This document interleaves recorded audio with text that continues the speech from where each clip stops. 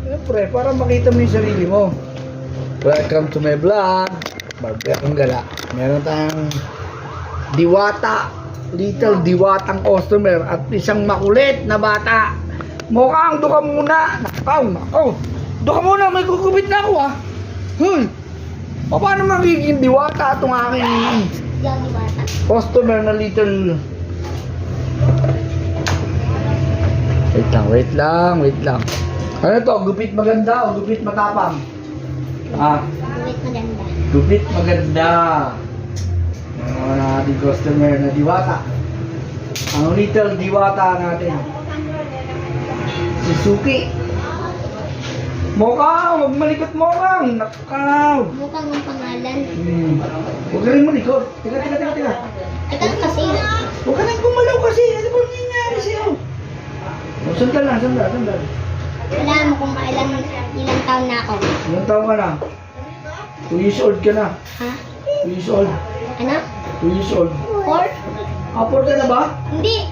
9. 9 ka na? Sandal, tila. Huwag ka na magulo. Magulo na nga si Mokang doon eh. Mukhang ang pangalan. Mokang. Yung tatay niya kasi si Mokong. Tapos siya si Mokang. Yung nanay niya si Buwang. Uli mo itong anak mo, nakaw! Maria Josep, inedisyo. Inuwa pa yung gunting.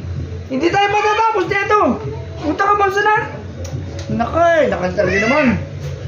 Kinakapit bahay ito. Ulit.